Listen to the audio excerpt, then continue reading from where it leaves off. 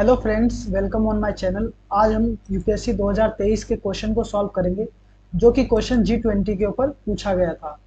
तो दोस्तों, आपने एक क्वेट तो सुना ही होगा, once you choose hope anything is possible. अगर आपकी उम्मीद कायम है तो आप कुछ भी लाइफ में हासिल कर सकते हैं। तो हम चलते हैं यूपीएससी 2023 के क्वेश्चन पे। ये हमारा क्वेश्चन आ गया है आपके स्क्रीन के सामने। ये G20 के बारे में क्वेश्चन पूछा गया था। दोस्तों, G20 के बारे में क्वेश्चन 2022 में भी पूछा गया है, 2023 में भी पूछा गया। 2 बार लगातार इसके ऊपर क्वेश्चन आ चुका है। आपको पता होगा कि G20 जो है 2023 में इंडिया में हुआ था ग्रुप मीटिंग, जो कि जम्मू कश्मीर में हुआ था। तो दोस्तों, सबसे पहले बात करते हैं G20 की। G20 में 19 कंट्रीज है दोस्तों, और एक यूरोपियन यूनियन है। टोटल मिला के 20 जो ग्रुप में लोग शामिल है। तो ये याद रखना, ये मत समझना कि 20 कंट्री है, जबकि कंट्री का संख्या ज्यादा है, क्योंकि यूरोपियन यूनियन में अकेले ही 28 कंट्री है दोस्तों। यूरोपियन यूनियन में कितनी कंट्री है दोस्तों? 28 और 19 कंट्री। तो टोटल मिला के ग्रुप में 20 लोग हैं। आगे बात करते हैं, जो इसका स्टैब्लिश हुआ था G20 1999 में स्टैब्लिशमेंट हुआ था दोस्तों। इसका स्टैब्लिशमेंट 1999 में इसलिए किया गया था क्योंकि 1990 के टाइम में फाइनेंशियली क्राइसिस चल रही थी बहुत ज़्यादा। उसके बाद ही इंडिया में पॉलिसी आई थी। आपको ही पता ही होगा, जो ओपन मार्केट जो खोला गया था विश्व बाजार इंडिया का, उसके बाद ही ओपन किया गया था। नेक्स्ट बात करते हैं दोस्तों, आफ्टर 1999 1999 के बाद, फाइनेंशियल क्राइसिस के बाद दोस्तों, यहाँ पे क्या होने लगा, जो G20 बनाया गया, बैठक बनाया गया, इसमें फाइनेंस मिनिस्टर जो होते हैं दोस्तों और सेंट्रल बैंक के गवर्नर, जितने भी देश के होते हैं वो डिस्कस करते हैं। क्या करते हैं दोस्तों? डिस्कस करते हैं। गवर्नर सभी डिस्कस करते हैं ग्लोबल इकोनॉमिक के ऊपर। ठीक है दोस्तों, जो फाइनेंशियल इशू चल रहा है उसके ऊपर डिस्कस करते हैं। नेक्स्ट पॉइंट बात करते हैं दोस्तों, G20 में कौन कौन से देश कंट्री शामिल है। बहुत ही इंपॉर्टेंट पॉइंट है। अर्जेंटीना याद रखना दोस्तों, ऑस्ट्रेलिया जो कि एक कॉन्टिनेंट है, ये याद रखना बहुत आसान है। ब्राजील, कनाडा जो कि मैप में अमेरिका के ऊपर है, China, France, Germany, India. India तो दोस्तों आपको याद ही रहेगा, आसान है। Indonesia, Italy, Japan. जापान तो सबसे विकसित देश है, तो याद रखना पड़ेगा दोस्तों। मैक्सिको। दुनिया का सबसे बड़ा देश कौन सा है दोस्तों? रशिया। फिर सऊदी अरेबिया, फिर south Africa, south Korea, Turkey, the United kingdom जिसे यूके भी कहा जाता है, एंड लास्ट में यूनाइटेड स्टेट अमेरिका। अमेरिका तो दोस्तों होगा ही, जब सभी देश हैं तो अमेरिका का होना तो फिक्स है। आगे बात करते हैं दोस्तों, ऑब्जेक्टिव। G20 का क्या ऑब्जेक्टिव है? G20 का ऑब्जेक्टिव है प्रमोट ग्लोबल इकोनॉमिक। जो ग्लोबल इकोनॉमिक है पूरी दुनिया को, उसको स्टेबिलिटी प्रदान करता है। क्या प्रदान करता है दोस्तों? स्टेबिलिटी। सस्टेनेबल ग्रोथ, मतलब कि सबका बराबर विकास हो।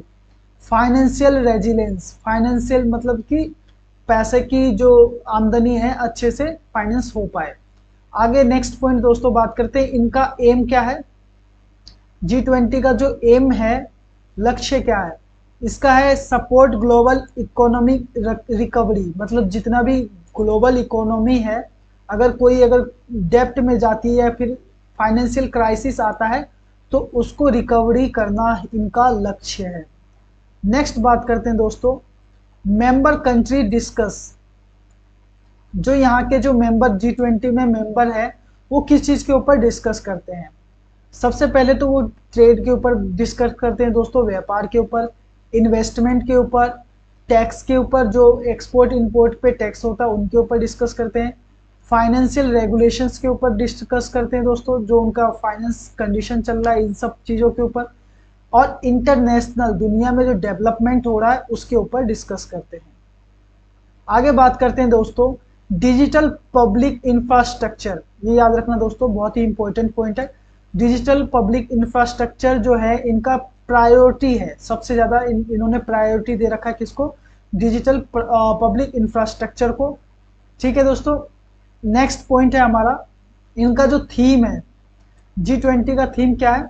वर्किंग ग्रुप है digital economy, health, education and global partnership for financial inclusion.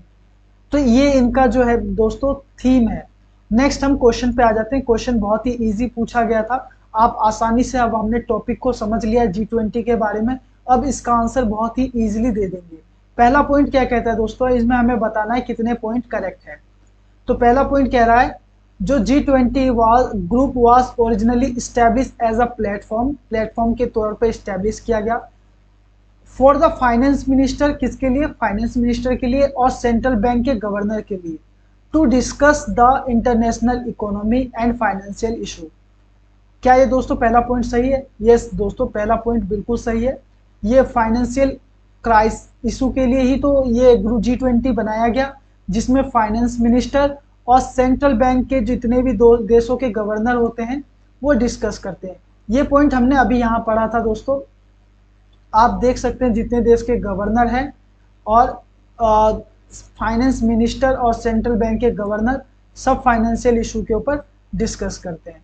Next point हमारा दोस्तों, digital public infrastructure is one of India G20 priority. इसमें बोला गया G20 की जो प्रायोरिटी है क्या है दोस्तों, तो अभी मैंने आपको बताया था दोस्तों G20 की जो मोस्ट प्रायोरिटी है डिजिटल पब्लिक इंफ्रास्ट्रक्चर ही है। तो ये पॉइंट भी हमारा सही है दोस्तों, आपने ये आसानी से सॉल्व कर लिया क्योंकि हमने टॉपिक को रीड किया। तो दोस्तों हम टॉपिक को रीड करने के बाद आसानी से अगर आप रीड करके पेपर में जाएंगे तो आप आसानी से प्रीलिम्स के क्वेश्चन को सॉल्व कर सकते हैं। तो दोस्तों इसका क्वेश्चन का दोनों ही आंसर सही है, तो इसका होगा both 1 and 2 answer are correct. So I hope दोस्तों आपको ये वीडियो समझ में आया होगा। Please like, subscribe and share करें। Thank you for watching this video. If you have any doubt, you can query on the comment box.